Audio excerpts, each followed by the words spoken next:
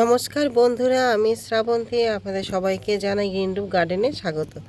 বন্ধুরা, অনেক জৈব অজৈব সার ব্যবহার করার পরেও আমরা অনেক সময় সুফল কিন্তু পাই না, কিন্তু সামান্য এই কলার খোসা ব্যবহার করে আমরা কিন্তু প্রচুর পরিমাণে উপকার কিন্তু পেয়ে থাকি।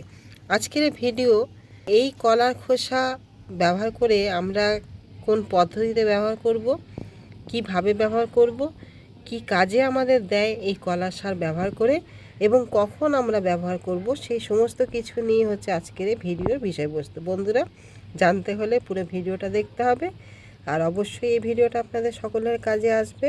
সেই জন্য ভিডিওটা স্কিপ না করে সকলের অনুরোধ রইল পুরো ভিডিওটা দেখবেন। প্রাকৃতিক এই উপাদানটি ব্যবহার করে আমরা কিন্তু গাছে প্রচুর পরিমাণ সুফল পেয়ে থাকি। সবথেকে বড় যে জিনিসটি হচ্ছে সেটা হচ্ছে কি না, আমাদের গাছ ভরে ফুল আনা, গাছকে শক্তিশালী করে তোলা, ভিতর থেকে তাকে ইমিউনিটি পাওয়ারকে বৃদ্ধি করা এবং গাছের যে সমস্ত ফলগুলো হয় ধরে সেগুলোকে বাড়িয়ে তোলা। আমরা এই যে কলার খোসা উপাদানটি, এটা আমরা দুটো পদ্ধতিতে গাছে কিন্তু ব্যবহার করতে পারি। একটি হচ্ছে তরল আকারে আর একটি হচ্ছে কঠিন আকারে। আমরা এই কলার খোসা জলে ভিজিয়ে ব্যবহার করতে পারি কিছুদিনের জন্য, অন্তত দিন 7 জন্য আপনারা জলে ভিজিয়ে দেবেন। সেই কলার খোসার জল, তার সঙ্গে কিছুটা জল পাইল করে আপনারা সমস্ত গাছে কিন্তু প্রয়োগ করতে পারেন। আবার কঠিন আকারে আমরা দিতে পারি কীরকম না, কলার খোসাকে আমরা ভালো করে শুকিয়ে নেব। তবে হ্যাঁ, অবশ্যই রোদে শুকাবেন না, কেন রোদে শুকালে তার গুণের যে মান সেটা কিন্তু অনেকটাই কমে যায়। আমরা ছায়াযুক্ত স্থানে রেখে দেবো, সেখানে শুকিয়ে নেবো ভালো করে, ছোট ছোট করে টুকরো করে সেটা আমরা মাটির সঙ্গে মিশিয়ে দিলে কিছুদিন পরে সেটা ডিকম্পোস্ট হয়ে গাছ কিন্তু গ্রহণের উপযুক্ত হয়ে পড়ে। এই কলার খোসাতে থাকে প্রচুর পরিমাণে হচ্ছে পটাশিয়াম, যে পটাশিয়াম আমাদের গাছে দুদিক থেকে সাহায্য করে। প্রথম সহায়তা করে কিসে না, আমাদের গাছটাকে ভিতর থেকে শক্তিশালী করে তোলে, তার ইমিউনিটি পাওয়ারকে বৃদ্ধি করে, রোগ প্রতিরোধ ক্ষমতাকে বাড়িয়ে তোলে। দ্বিতীয় যে কাজটি করে সেটা হচ্ছে কি না, গাছে ফুল নিয়ে আসে, প্রচুর পরিমাণে গাছে কিন্তু ফুল নিয়ে আসে। এখানে প্রত্যেকটা গাছে ফুল হোক, ফল হোক, সবজি হোক, সমস্ত গাছেই কিন্তু প্রচুর পরিমাণে ফুল আসে। এই তো গেল কলার খোসার উপকারিতা। এখন আসি যে আমরা এই কলার খোসা কখন প্রয়োগ করব, কতটা পরিমাণে প্রয়োগ করব, আর এই যে কলার খোসার যে বেনিফিট আমরা পাবো, কোন সময় ব্যবহার করলে আমরা সঠিক বেনিফিট কিন্তু পেতে পারবো।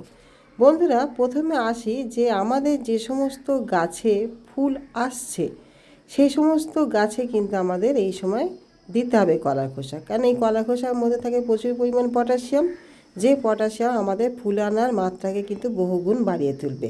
পাশাপাশি যে সমস্ত গাছে ফল আছে সেই সমস্ত গাছেও আমরা এই সময় দেবো, কেন আমাদের ফলটাকে বাড়িয়ে তুলতে হবে, ফলটা যেন সঠিকভাবে বৃদ্ধি পেতে পারে এবং গাছ থেকে যাতে ঝরে না পড়ে, তার জন্য কিন্তু আমাদের পটাশের প্রচুর পরিমাণে কিন্তু প্রয়োজন।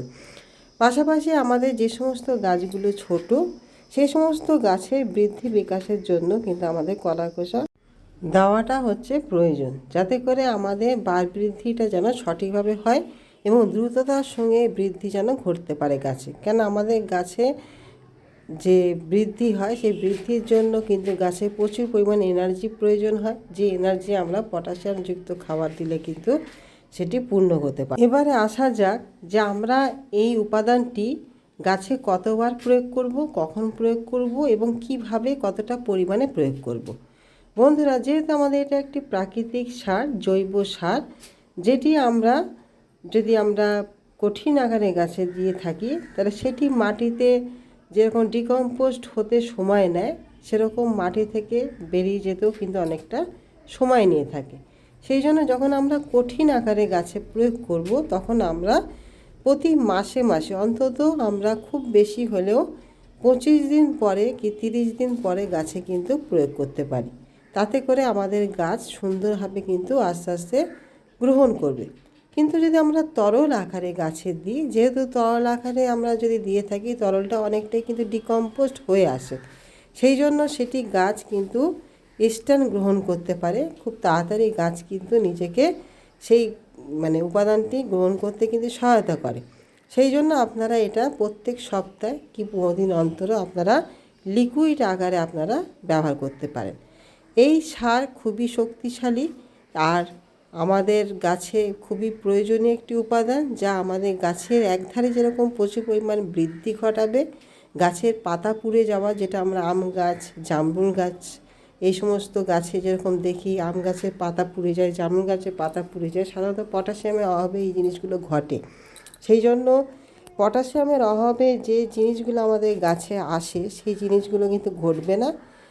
আর দ্বিতীয়ত আমাদের গাছে যখন ফুল আসবে সেই ফুলটা অধিক মাত্রায় আনবে, গাছের রোগ প্রতিরোধ ক্ষমতাকে বৃদ্ধি করে তুলবে এবং গাছটাকে শক্তিশালী করে তুলবে এবং গাছটাকে সুন্দর একটা আকার ধারণ করতেও কিন্তু সহায়তা করবে। আর যে সমস্ত ফল আমাদের গাছে রয়েছে সেই ফলগুলোকে সুন্দরভাবে বাড়িয়ে তুলবে, ফল ঝরে যেতে দেবে না এবং তার মিষ্টতার পরিমাণও কিন্তু অনেকটাই বৃদ্ধি ঘটাবে। সেই জন্য এই কলার খোসা আমাদের সাধারণ আমরা ঘর থেকেই পাই, যেটা কেন আমাদের একটা পয়সাও কিন্তু লাগে না, আমরা সাধারণত ফেলে দিয়ে থাকি। এই উপাদানটি আমরা গাছে যদি সঠিকভাবে ব্যবহার করতে পারি তাহলে কিন্তু এখান থেকে আমরা প্রচুর পরিমাণে উপকার পাবো। আর বন্ধুরা সেটা হচ্ছে কি না, আমরা যদি এই কলার খোসাটা ব্যবহার করি, এবারে আসছি যে কতটা পরিমাণে আমরা ব্যবহার করব। আমাদের যেরকম টব সেই টব অনুপাতে আমাদের ব্যবহার করতে হবে। আমাদের যদি 10 ইঞ্চির টব হয় আর আমরা যদি কঠিন আকারে খোসাটাকে যদি দিয়ে থাকি, তাহলে আমরা 10 ইঞ্চির টবে 2 থেকে 3টে কলার খোসা ছোটো ছোটো টুকরো করে আমরা কিন্তু টবের মাটিতে মিশিয়ে দিতে পারি। আর তার থেকে যদি বড় টব হয় তাহলে সেই পরিমাণে আপনারা মিশিয়ে নেবেন। আর লিকুইড যদি হয় তাহলে আপনারা 1 লিটার জলে 2 থেকে 3টে কলার খোসা মিশিয়ে রাখবেন সপ্তাহখানেকের জন্য। তারপরে সেটা সমপরিমাণ জল দিয়ে আপনাদের গাছের মাটি যতটা গ্রহণ করতে পারে সেই পরিমাণে আপনারা গাছে প্রয়োগ করবেন। তাতে করে দেখবেন একটা ভালো রেজাল্ট অতি অবশ্যই কিন্তু পাবেন। বন্ধুরা, এই কলার খোসা নিয়ে এই ছিল আজকে ভিডিও বিস্তারিত জানার, যে আমার অনেক বন্ধুরাই হয়তো জানেন না। সেই জন্যই আজকের এই ভিডিও, যে আমরা এই উপাদানটা ব্যবহার করে খুব সহজভাবে আমরা গাছের কিন্তু বৃদ্ধি ঘটাতে পারি, ফুল ফল আনতে পারি এবং প্রচুর পরিমাণে কিন্তু গাছের ফলন পেতে পারি।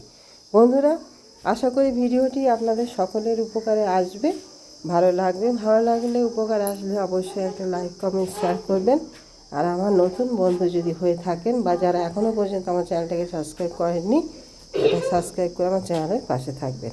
তাহলে আগামী দিন আবারও নতুন কিছু নিয়ে উপস্থাপন করব। আজকের মতন আসি। এতক্ষণ ধরে ভিডিওটি দেখার জন্য আপনাদের সকলকে জানাই অসংখ্য ধন্যবাদ। নমস্কার।